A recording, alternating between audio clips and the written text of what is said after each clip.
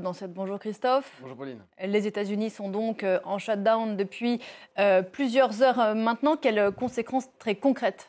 D'abord, ça signifie, vous l'avez dit, qu'une grande partie du gouvernement fédéral est tout simplement à l'arrêt. 750 000 fonctionnaires sont au chômage technique.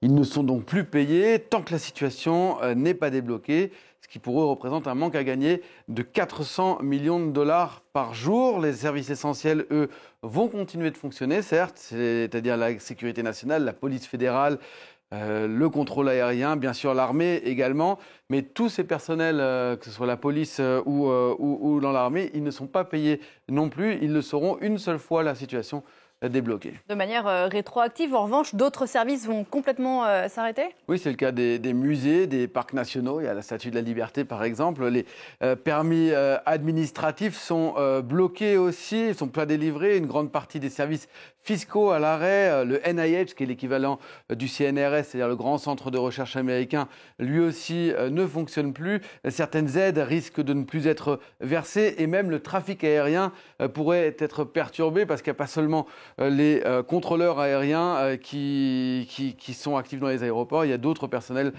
qui, eux, ne travaillent pas. Et puis, il y a des entreprises privées qui dépendent de commandes publiques fédérales. Elles ne verront pas leurs factures honorées dans les prochains jours, voire dans les prochaines semaines si la situation perdure. Et pour certains qui sont à court de trésorerie, eh bien, ça peut avoir des conséquences très graves, voire même jusqu'à la faillite. Et les marchés, quelle réaction?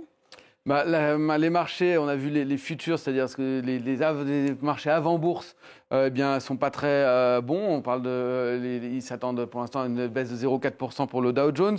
Là, on a ici en Europe le CAC 40 qui ouvre à peu près à l'équilibre. Mais je dirais que ça crée de l'incertitude. Et l'incertitude, c'est jamais bon, c'est de l'inquiétude. Surtout, ça impacte directement le travail des traders, ce shutdown, puisque les investisseurs, ils attendent des statistiques importantes. Or, les agences de statistiques officielles ferment, elles aussi, à l'image du Bureau of Labor Statistics, qui doit publier ce vendredi des chiffres très attendus de l'emploi américain. Eh bien, ça ne sera pas le cas. Alors, ça ne va pas déplaire forcément à Donald Trump, parce que la tendance de l'emploi en ce moment, elle n'est pas très bonne aux États-Unis. Mais plus sérieusement, sans ces chiffres, difficile, par exemple, pour la Réserve fédérale de prendre des décisions de politique monétaire et pour n'importe quel investisseur de suivre à la lettre la santé de l'économie américaine. Et on l'a dit, le shutdown précédent, c'était 2018-2019. Ça arrive souvent. Avant de répondre à cette question, est-ce que plus largement, ça peut affecter la santé profonde de l'économie américaine?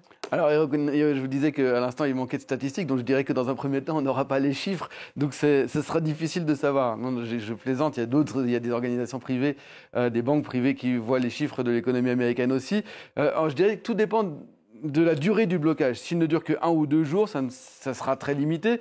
Mais plus le shutdown est long, et bien plus les conséquences peuvent être importantes. Selon le CBO, qui est l'organisme budgétaire non partisan du Congrès, eh bien le précédent shutdown, on en a beaucoup parlé depuis tout à l'heure, il y a un peu plus de 6 ans, presque 7 ans, qui fut aussi le plus long, eh bien il a coûté 11 milliards de dollars à l'économie américaine sur le coup. La plupart ont été rattrapés, mais 3 milliards n'ont jamais été rattrapés. Ça fait 0,02 points de PIB sur l'année. Il faut imaginer que les ménages touchés par le chômage technique, eh bien, ils consomment moins, donc ça peut affecter des pans entiers de l'économie. Et cette fois, les conséquences pourraient être encore plus importantes parce que Donald Trump, il veut en profiter, lui, pour licencier un grand nombre de fonctionnaires et réduire aussi des subventions pour suivre finalement le travail qu'avait commencé Elon Musk au début du mandat de Donald Trump avec son DOGE, vous savez, ce Department of Government Efficiency. Ça ne devrait pas améliorer les statistiques de l'emploi en tout cas. Et donc on l'a dit, les Américains sont quasiment habitués à cette situation? Alors, il y en a eu 22 déjà. Là, c'est le 23e depuis 1976 des shutdowns. La plupart ont eu lieu dans les années 80. Ils duraient en moyenne 1 ou 2 jours, mais il y en a eu, mais pas beaucoup plus. Plus récemment, on voit qu'ils ont été peut-être un petit peu moins nombreux, mais plus longs. Sous George Bush, il y en a eu un. Alors, c'est George Bush père qui a duré 4 jours. Puis après, il y en a eu 2 sous Bill Clinton, dont un assez long. Un dont on se souvient aussi aux États-Unis sous Obama, qui avait duré 17 jours, et puis 2 sous Donald Trump, premier mandat, dont celui, le fameux plus long, de 35 jours à la fin de 2018, début 2019. À chaque fois, les conséquences économiques, certes, elles sont temporaires, mais elles abîment l'image de la première puissance économique mondiale qui est incapable de voter son propre budget. Merci beaucoup Christophe. L'autre